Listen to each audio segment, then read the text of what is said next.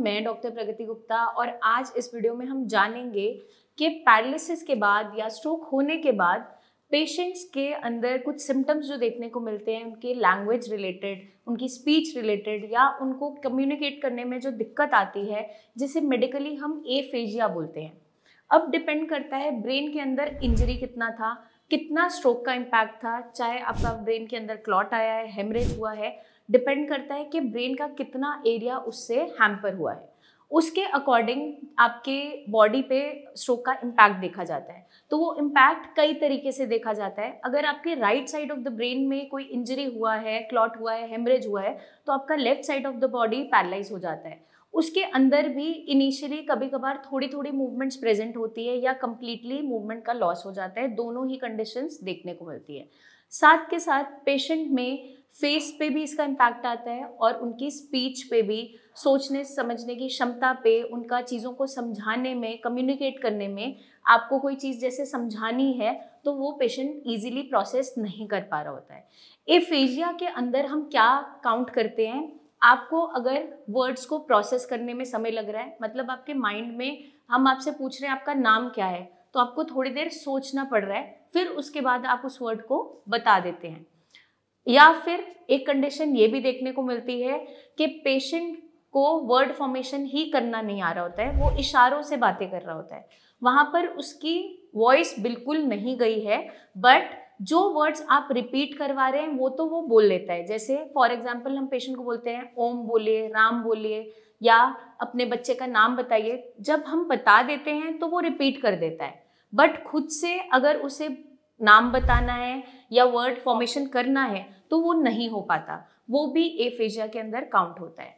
फिर हम पेशेंट से पूछते हैं आप कहाँ रहते हैं या आपका नाम क्या है, आपके बच्चों का नाम क्या है, वाइफ का नाम क्या है, तो उन्हें बहुत देर सोचते हुए वो कभी कभार सही बताते हैं, कभी कभार गलत भी बता देते हैं। और एक कंडीशन ये भी होती है, पेशेंट्स रीड तो कर लेता है चीज़ें, जैसे आप न्यूज़पेपर पढ़वा रहे हैं, स्टोरी बुक पढ़वा रहे हैं, मैगजीन पढ़वा रहे हैं, तो फॉर एग्जाम्पल कोई वर्ड है, उस वर्ड को वो पूरा समझते हुए या फिर उस वर्ड को ही गलत बोल देते हैं। जैसे कुछ बोला है कि there was a black crow, तो वो पढ़ेगा, फिंगर से वहाँ पे इशारे करते हुए रीड जब कर रहा होता है तो देयर वॉज बोलेगा, बट ब्लैक की जगह या तो कुछ और ही वर्ड बोल देगा, जैसे वॉज अ क्रो या वाइट बोल देगा या कुछ भी वर्ड रैंडमली कुछ भी बोल देता है। तो वो इवन रीड भी सही नहीं कर पा रहा होता है। ये सारी की सारी कंडीशंस एफेजिया के अंदर आती है।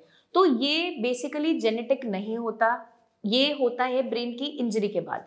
अब वो इंजरी किसी भी फॉर्म में हो सकती है, या एक्सटर्नल इंजरी, कोई बाहर से चोट लगी, आप गिर गए, एक्सटर्नल इंजरी हुआ, या फिर ब्रेन के अंदर क्लॉट फॉर्मेशन हुआ आपका बीपी बढ़ने से, शुगर बढ़ने से, कोलेस्ट्रॉल बढ़ने से, या फिर ब्रेन के अंदर हेमरेज हुआ, कोई नस फट गई बीपी बढ़ने के बाद।